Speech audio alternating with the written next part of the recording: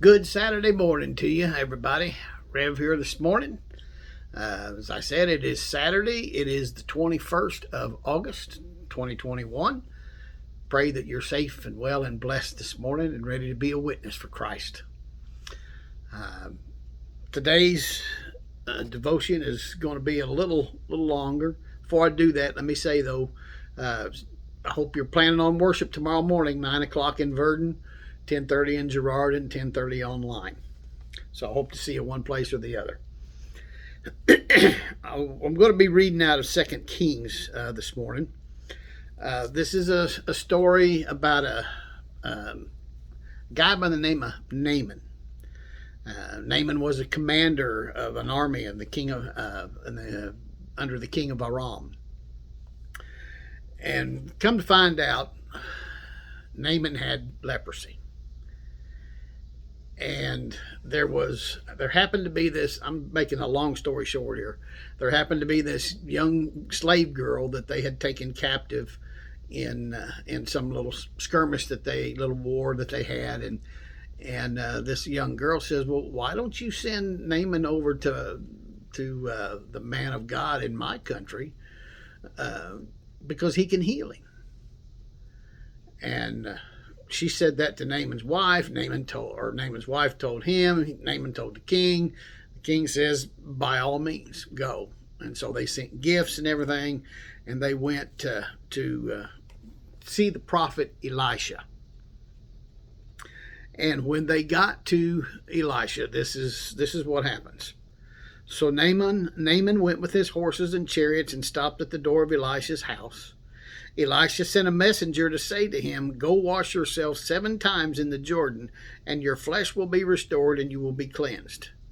But Naaman went away angry and said, I thought that he would surely come out to me and stand and call on the name of the Lord his God and wave his hand over the spot and cure my leprosy. Are not Abana and Pharpar, the rivers of Damascus, better than any of the waters in Israel? Couldn't I wash in them and be cleansed? And so he turned and he went off in a rage. Excuse me. I remember a seminary class out at St. Paul School of Theology where a professor told us, said, watch your butts. And I was kind of glad that he clarified what he said. Was getting this creepy mental image here, but he went on to explain that when we apologize, just leave it at I'm sorry and don't add a but to it. You know, like, I'm sorry, but it really was this person's fault. Or I'm sorry, but you made me do it.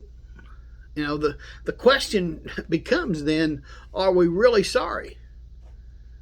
Because you see, the word but totally negates anything in front of it. It totally, if you say, I'm sorry, but I'm sorry gets negated. And buts usually start another fight rather than resolving the situation. In fact, the word but, as I said, it negates everything in front of it. So think about it.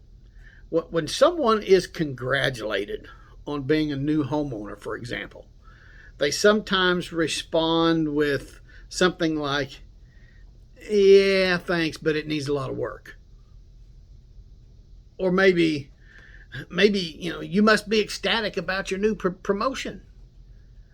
Yeah, I am, but it just means a lot more hours and time away from home. Or congratulations on your newborn daughter. Yeah, but she looks like my husband. We want to remain humble, so we sometimes seem to go out of our way to minimize a great blessing that God has bestowed upon us. We need to find ways to stop discounting our blessings and to be thankful for what God has given us. and to remember the call to be a blessing to others. And there's another area that's probably best to leave our butts out of. Earlier this year, the band, or not this year, it's been a while, the band Magic came on and just kind of exploded onto the scene with a song called Rude. And it's about a young man asking his girlfriend's father for her hand in marriage, and the father tells him no. And the young man asks, "Why you got to be so rude?" And says that he'll marry her anyway. Well, someone made a cover of that song from the father's perspective, and it went viral. And the song, the father sings that if the young man does indeed marry her anyway, I'm going to punch you in the face. And I'll make you go away in the bottom of a lake. Well, these are some songs, ain't they? But then he added this line, "I may be a Christian, but I'll go to prison. I'm not scared of doing hard time." Now, I know the song is done tongue-in-cheek, and admittedly, I had to chuckle. But what the professor said to us, as I talked about earlier, has stuck with me for years. So many of us have negated our confession of being Christian with a but, whether through our words or through our actions. And I will have to admit that a lot of times my butts are as big as anybody else's. How many times have we negated our Christian confession with what seems to be a harmless but? I know it's wrong, but I'm going to do it anyway. I know I probably shouldn't, but I'm going to take this slide of fence and make it into a mountain and hold on to it forever. I know I'm not supposed to, but ain't nobody watching. I wonder if we ever find ourselves living in a disintegrated life because our confessions of being a Christian is far different from our lives as a Christian.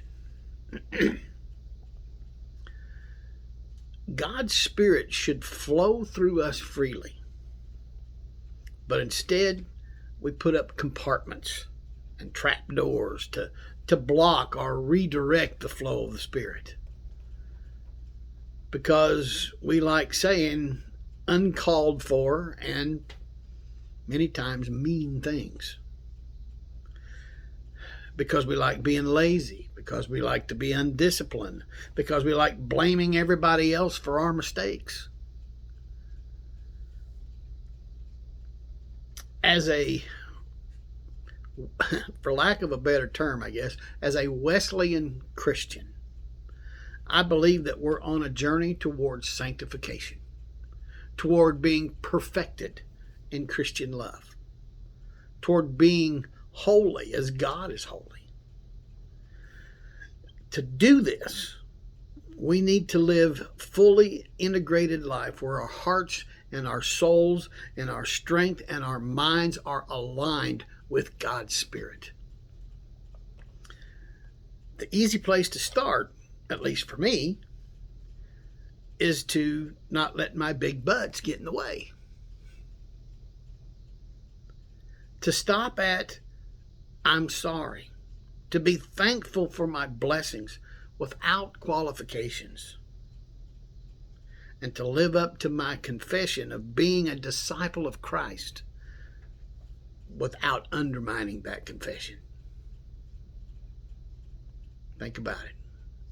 I'm Pastor Mark. Love you guys. Be safe, be well, be blessed, be strong. Go do something for Jesus. And I'll see you in worship tomorrow.